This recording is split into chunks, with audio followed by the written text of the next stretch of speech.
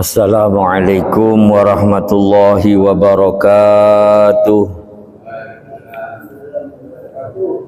Bismillahirrahmanirrahim.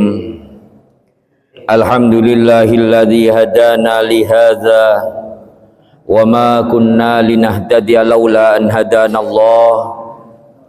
Wa asyhadu an la ilaha illallah wahdahu la syarikalah. Wa asyhadu anna sayyidana Muhammadan abduhu wa rasuluh.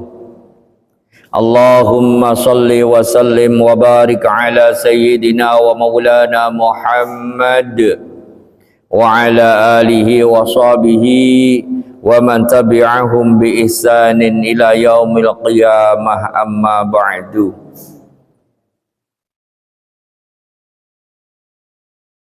Para jamaah rahimakumullah, alhamdulillah, pada kesempatan malam hari ini kita bersama-sama diberikan kemampuan oleh Allah Subhanahu wa taala sehingga untuk menjalankan kewajiban kita bersama dengan harapan semoga amal ibadah yang telah kita lakukan ini senantiasa dikabul, diterima oleh Allah Subhanahu wa taala. Salawat beserta salam semoga tetap tercurah limpahkan kepada junjungan kita Nabi besar Muhammad sallallahu alaihi wasallam, dengan harapan semoga lantunan-lantunan syafaat yang senantiasa kita lantunkan akan menjadi wasilah bagi diri kita semua untuk memperoleh syafaatul uzma kelak di akhirat nanti. Amin ya rabbal alamin. Para jamaah rahimakumullah, kita akan membahas kelanjutan daripada hadis yang diriwayatkan oleh Mu'adz bin Jabal yang kemarin disampaikan bahwasanya setiap amal-amal seorang hamba yang dibawa naik untuk dilaporkan kepada Allah Subhanahu wa taala banyak sekali yang tertolak dikarenakan banyaknya kesalahan-kesalahan. Di antaranya amal tersebut bukan murni karena Allah Subhanahu wa taala. Amal yang dilakukan hanya sekedar untuk riya, untuk pamer kepada orang lain dan lain sebagainya, sehingga hal-hal yang kayak demikian ini yang akan menjadi penghalang akan diterimanya amal-amal baik yang telah kita lakukan bersama. Setelah mendengar yang kayak demikian ini, kemudian Mu'adz bin Jabal menangis. Jadi ketika mendengar cerita naik sini nggak nyampe bisa lolos kepada langit yang pertama, tidak lolos nanti di langit yang kedua, lolos sampai ke langit yang kedua, tidak lolos sampai ke langit yang ketiga, sampai ke tingkatan langit yang ketujuh, terus tertolak. Mendengar cerita yang kayak demikian, summa baka Mu'adun wantahabba intihaban syadidan. Kemudian summa baka, kemudian menangis siapa Mu'adzun, siapa sahabat Mu'adz. Wantahabba, dan mengeraskan suara, siapa mengeraskan suara tangisannya siapa Mu'adz. Intihaban, dengan mengeraskan suara syadidan yang sangat. Mendengar apa yang disampaikan oleh Rasulullah yang kayak demikian ini, akhirnya sahabat Mu'adz menangis dengan suara yang sangat keras sekali. Waqala Mu'adz, kemudian sahabat Mu'adz menyampaikan kepada Rasulullah, qultu ya Rasulullah anta Rasulullah wa ana Mu'adzun, fa kaifa li bin najati wal khalasi min zalika. Ya Rasulullah, wahai utusannya Allah, anta Rasulullah, anta adapun engkau Rasulullah itu utusannya Allah, wa ana dan adapun aku Mu'adzun itu Mu'adz orang biasa.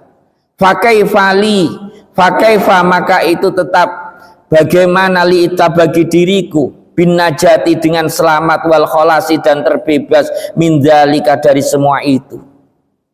Setelah menangis kayak demikian ini, kemudian Mu'adz matur kepada Rasulullah, ya Rasulullah, kalau engkau adalah seorang utusan, tapi kalau aku adalah Mu'adz adalah orang yang biasa, pakai fali bin najati wal khalasi min dzalika, gimana caranya saya bisa selamat dan lolos dari semua itu, sehingga akan menjadikan kalau kita selamat, kholas, lolos amal-amal kita yang kita lakukan ini bisa nembus sampai kepada langit yang ketujuh.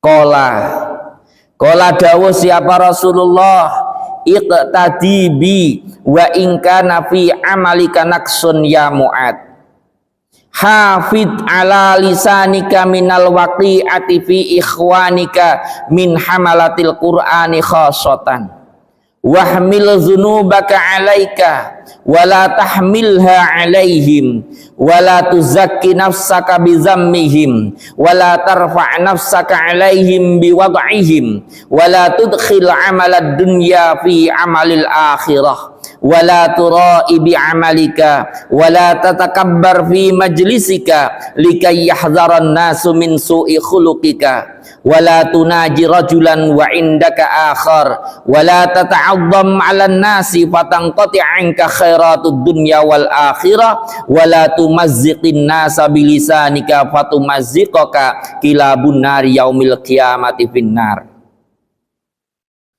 Dawuhnya Kanjeng Nabi ketika sahabat Mu'adz matur, nggih jenengan Rasulullah utusane Allah, lah nek saya ini orang biasa, apa yang harus kami lakukan sehingga kami bisa selamat, bisa lolos dari semua itu? Qala Rasulullah kemudian menyampaikan, beliau bersabda, iqtadi bi, he Mu'adz, iqtadi, ikutlah engkau bi kepada diriku, wa in kana fi amalika naqsun, wa ingkana, dan sekalipun ada fi amalika, itu tetap di dalam amalmu naqsun, adapun kekurangan. Apa naqsun, apa kekurangan? Jadi yang pertama, langkah yang harus kita ambil, iqtadi bi Rasulillah Muhammadin sallallahu alaihi wasallam wa ingkana fi amalina naqsun.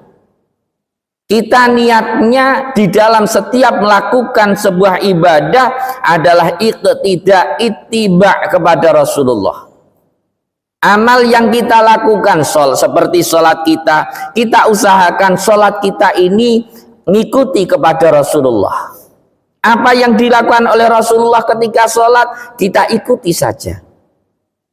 Dan sampai Rasulullah menyampaikan tentang masalah sholat, shollu kama ra'aitumuni usolli, sholatlah kalian semua sebagaimana kalian semua melihat diriku ketika mengerjakan sholat. Ikuti saja apa yang di sholatnya Rasulullah.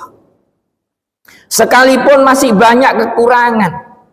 Kalau Rasulullah, kalau kita sih sholat malah kadang-kadang kocar-kacir, pikiran kita kemana-mana. Rasulullah itu kepingin tenang dalam pemikiran urusan macam-macam itu ketika sholat. Makanya Rasulullah itu ketika mendekati hampir-hampir waktu sholat itu biasa bilang sama sahabat Bilal, arihni ya Bilal, istirahatkan saya ya Bilal. Jadi maksudnya dan gagi adzan, cepet adzan, nanti dan sholat. Nek sholat Rasulullah ini merasa tenang. Ini Rasulullah. Nek kita kan nggak sampai kepada tingkatan itu. Sehingga apa kuncinya? Ayo kita ikuti iqtadi bi Rasulillah wa in kana fi amalina naqsun. Kita ikut saja apa yang dilakukan Rasulullah sekalipun banyak kekurangan kita. Nah, kita biasa takbir Allahu Akbar, kunci elang bisa ketemu. Ya, naruh apa di mana bisa ingat. Datang semuanya malahan ketika kita takbir. Yang penting kita ikut sekalipun banyak kekurangan. Minimal lah usahakan ketika kita takbir Allahu Akbar, kita ingat ngadep mengerjakan sholat karena Allah. Selanjutnya usahakan kalau bisa tetap kita jaga sholat kita selalu ingat sama Allah. Tidak mampu ya semampunya. Setelah itu apa yang harus kita lakukan? Hafid ala lisanika minal waqi'ati fi ikhwanika. Hafid, menjagalah siapa engkau Mu'ad ala lisanika, atas lisanmu, minal waqi'ati, dari mengumpat, fi ikhwanika, di dalam saudara-saudaramu, min hamalatil Qur'ani khosotan, dari para penghafal Al-Quran khosotan, hale khusus. Wahmil dzunubaka alaika, kemudian setelah itu wahmil, dan menanggungkanlah siapa engkau dzunubaka, pada dosamu, alaika, kepada dirimu, wala tahmil, dan janganlah membebankan siapa engkau kepada dzunub, alaihim, kepada ikhwanika. Yang pertama, satu, setelah kita pokok ibadah sesuai dengan tuntunannya Rasulullah, kita sholat seperti sholatnya Rasulullah, kita melaksanakan puasa seperti puasanya Rasulullah, kita melakukan umroh haji sebagaimana tuntunannya Rasulullah, kita melakukan zakat sebagaimana apa yang dicontohkan dan dituntunkan oleh Rasulullah. Setelah itu, hafid ala lisanika, mari kita jaga lisan kita. Kita harus berusaha menjaga lisan kita minal waqi'ati, dari mengumpat, fi ikhwanika, kepada saudara-saudara kita. Kita jaga lisan kita. Nih, kita ketemu orang yang kurang bagus, kita jaga, tetap paling maksimal kita baca subhanallah. Mungkin kita juga justru bisa bersyukur melihat ada orang yang kurang, alhamdulillah ya Allah, saya diberikan apa sempurna. Jangan sampai kita mengumpat, menghina kepada orang lain, jangan sampai. Ini terus ditanamkan dalam diri kita.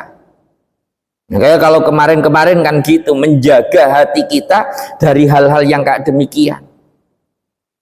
Nah, usahakan ketika kita mau keluar rumah, kita ingat Rabbana ma khalaqta hadza batila. Ya Allah, engkau tidak menciptakan semua ini tanpa ada gunanya. Enggak, semua yang diciptakan Allah pasti ada gunanya. Yang baik, yang jelek, yang bagaimanapun itu ciptaannya Allah, semuanya pasti ada kegunaannya. Sehingga seandainya ada orang yang jelek dibikin, ya ada bagus itu kan karena ada jelek. Enggak, kalau semuanya bagus enggak ada nama jelek, itu enggak mungkin ada. Ada orang seandainya kita melihat ada orang kok pekerjaannya kurang bagus, ya kita hanya menahan kepada diri kita, ya Allah jangan sampai engkau jadikan saya seperti mereka ya Allah. Terus kayak demikian kita latih diri kita, sehingga tidak ada perasaan egois, perasaan merasa lebih hebat di antara yang lainnya. Wahmil dzunubaka alaika wala tahmilha alaihim. Kemudian yang berikutnya lagi, mari kita ingat kesalahan-kesalahan kita, jangan sampai kita hanya menghitung kebaikan kita, yang kita lihat hanya kejelekan orang lain. Ya, kalau orang lain itu jangan dicari jeleknya, gak usah jenengan cari, mesti tampak sudah. Ya. Yang sulit itu nyari kelebihan kebaikan orang lain, itu yang kita cari, jangan mencari kejelekannya. Kalau nyari kejelekannya sampean ngabesa kecil, temulah dia itu, oh orang itu kayak gini, seandainya sholat di masjid gitu, nah, mau ngoreksi sholatnya orang, ketemu semuanya nanti. Jangan kita lihat dari sisi jeleknya, kita cari kebaikan dan kelebihan daripada orang lain. Toh mereka tetap ada seperti yang saya sampaikan tadi, semuanya pasti ada keistimewaannya, semuanya pasti ada kegunaannya. Allah itu tidak akan pernah menciptakan sesuatu kecuali sesuatu itu pasti ada guna dan ada manfaatnya.